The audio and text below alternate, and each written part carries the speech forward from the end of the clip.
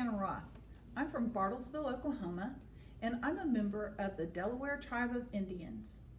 Today, I'm going to be showing you how to make a copper etching of a Southeastern traditional design. I was inspired by local artists in Oklahoma who made these copper etchings. Similar to this one. This is a copper etching that I did of a traditional Southeastern design, and that's what we're going to do today, another Southeastern design. What you need to do this craft is a sheet of copper, which you can order online from Amazon, an electric engraver, some heavy-duty scissors, a ruler, some pencils, eraser, and then a frame for the completed piece. So you're going to need to use your ruler to measure the size of your frame on the copper material that you're using. I've pre-cut this so I know what size I'm going to use. Then I'm going to use the matting inside of the frame. And I'll kind of line this up from behind. Try to make it a nice square. Lay it down. And then I'm going to take my pencil and I'm just going to draw, just trace over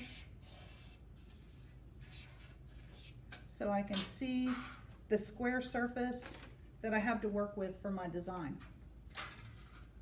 Now the design I picked today is a traditional Southeastern design. This was from a gorget, and this gorget was found in Sumter County, Tennessee. This gorget was probably made around 1000 AD.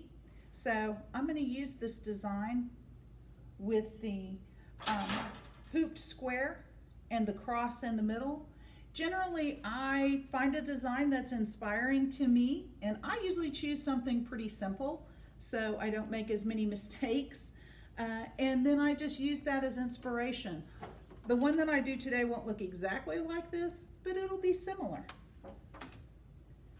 So I start by looking at my design, and then I'm just going to begin to draw it. So looking at this design, I'm going to think about the size that I want it to be, and I want placement to kind of be in the middle. So I kind of started off here with just 4 dots to kind of make sure that it's in the middle of the square. Then I'm going to start just drawing the design, and I do this just freehand, just the best that I can. And the great thing about this is you can always erase on copper. If you make a mistake, you just erase it, and then sometimes I'll take a jewelry cloth, just kind of go over it.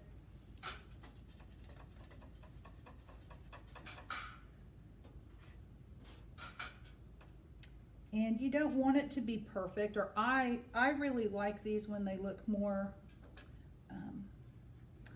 old and simple. They don't have to be perfect. I like them better when they're not perfect.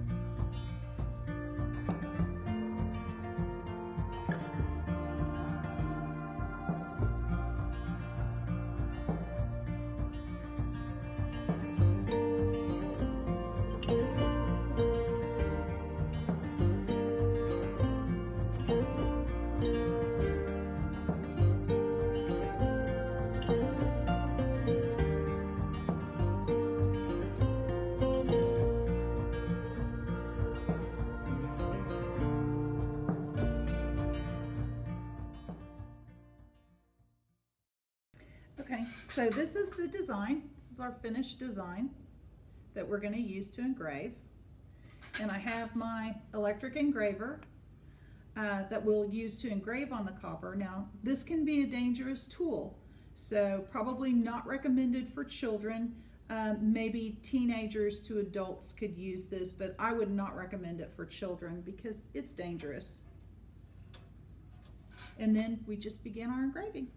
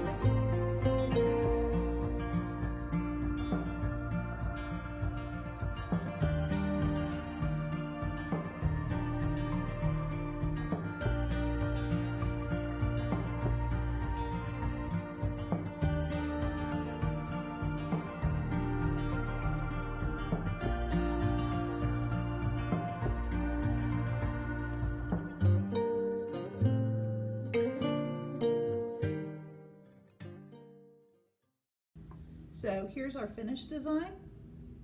Now you do want to be careful when you're using the etching tool not to press too deeply because you will poke a hole in the copper. But that's our finished design. Let me just take it,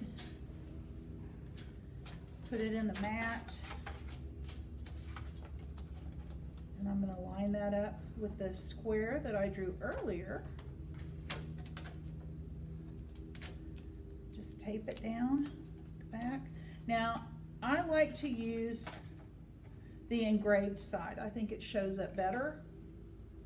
So I use the engraved side of mine. You could use the opposite side, but I think when you use the engraved side, it shows up better.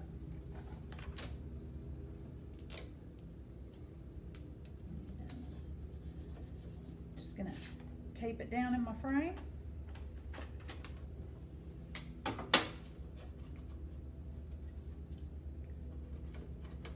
And these are just frames that I ordered online at Amazon. You can order the copper from Amazon. You can order the frames from Amazon. I actually got the engraver at Harbor Freight, but it was under $15. Everything was relatively cheap to buy, not an expensive craft to do. And then, so get this in here, push those down, and there's your finished product. A copper etching of a traditional southeastern design. I'm Jana Roth. I hope you enjoyed doing this craft with me today, and I hope that you will try it at home. I find it very relaxing, and it's fun to go back and look at some of our traditional designs and pick out the one that's most inspiring to me. Like I said earlier, it doesn't have to be exact. I just kind of use my own artistic sense, I guess, to pick out what I want to do, but I am inspired by those traditional designs. So I hope you'll try it soon. Thank you for joining us today.